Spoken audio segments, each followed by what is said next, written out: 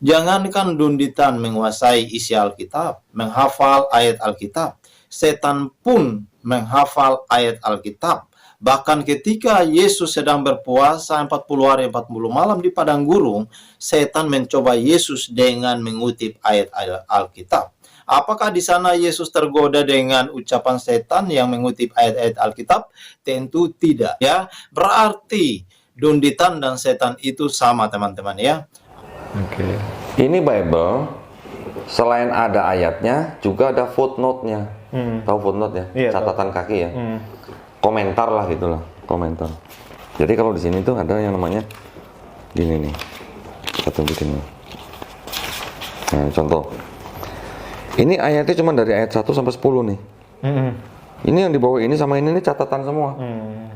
Ya, shalom, salam damai sejahtera teman-teman semua, sahabatku sekalian dimanapun kita berada. Pertama-tama saya ucapkan banyak terima kasih atas dukungan dan support teman-temanku sekalian buat perkembangan channel Bentiman Kristen. Nah, di dalam video ini teman-teman, saya akan membahas sebuah pembahasan, yaitu terkait dengan para mualaf yang seringkali mereka mengumbar ayat-ayat kitab suci Alkitab.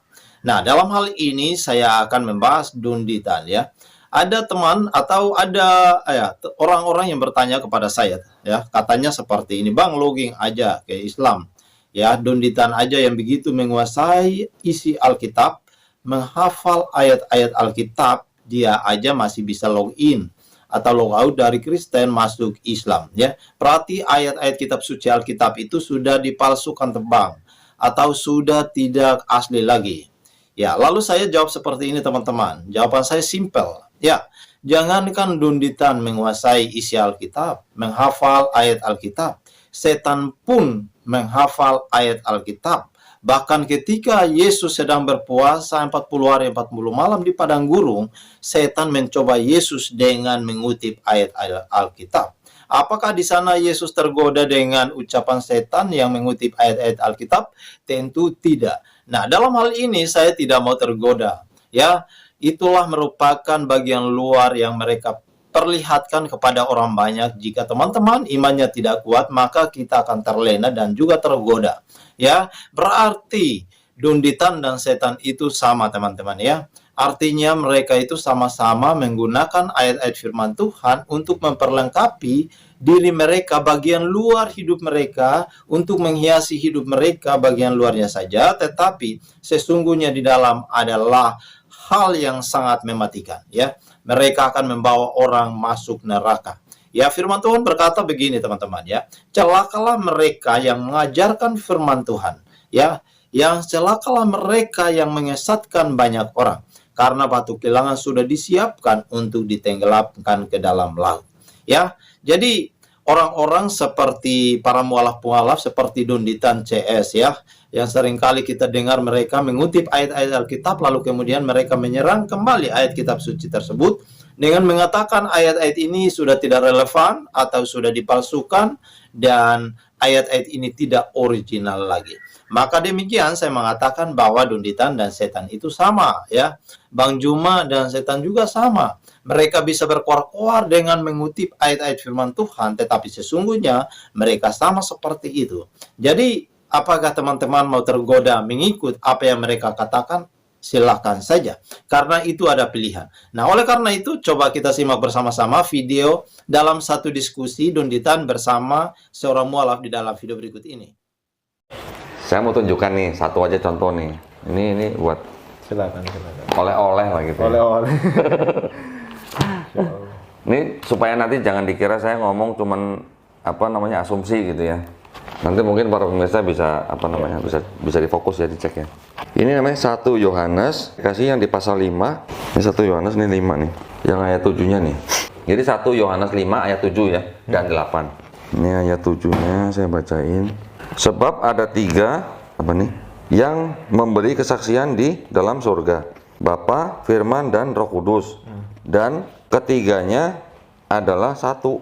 Ini adalah ayat yang dianggap sebagai konsep Trinitas. Bukti bahwa di dalam Bible ada konsep Trinitas ya ayat ini. Inilah merupakan diskusi dunditan dengan para mualaf-mualaf yang baru, teman-teman, ya. Kalau kita melihat bahwa apa yang mereka bicarakan di sini tentunya terkait dengan iman mereka yang lama atau tentang kekristenan, saudaraku sekalian. Nah, lalu kita melihat tujuan mereka mualaf tentunya adalah untuk mendapat hidayah, mencari jalan yang benar dan jalan yang lurus itu. Tetapi kalau kita melihat di dalam media sosial mereka, pembahasan mereka seringkali adalah mengumbar ayat-ayat kitab suci Alkitab. Ya, itulah merupakan alasan mereka. Pertama, ayat-ayat Alkitab yang mereka bacakan, yang mereka hafal, atau yang mereka mengajarkannya, katanya itu sudah tidak original alias palsu. Ya, atau ayat-ayat tersebut tidak relevan lagi. Nah, kalau kita melihat Dunditan itu bukan siapa-siapa, teman-teman. Dia bukan pakar, dia juga bukan ahli teologi, tetapi dia adalah orang biasa, bukan juga pendeta, tetapi kemudian dia membeli buku-buku kekristenan, ya, buku-buku sejarah, lalu kemudian disimpannya di perpustakaannya untuk memperlengkapi. Tujuannya adalah untuk, menurut saya, adalah untuk menarik para mualaf-mualaf baru bahwa sesungguhnya dia itu punya pengetahuan yang begitu luas tentang kekristenan. Tetapi kemudian dia murtad karena apa? Ayat-ayat di dalam Alkitab atau firman Tuhan itu tidak murni lagi. Nah, itu tujuannya, teman-teman. Ya, tujuan utama para mualaf-mualaf yang seringkali mengumbar ayat-ayat kitab suci itu adalah memang mereka, yang pertama, mereka tidak suka dengan kekristenan. Mereka mau menghancurkan ataupun merusak iman kekristenan. Yang kedua, kalau kita melihat bahwa tujuan Dunditan Church dengan teman-teman yang lain adalah memang tidak lain dan tidak bukan adalah untuk mencari makan dengan menjual ayat-ayat firman Tuhan di dalam kitab suci Alkitab. Nah, oleh karena itu saya melihat bahwa dua poin ini yang paling tidak menurut saya alasan mereka untuk menyerang iman kekristenan.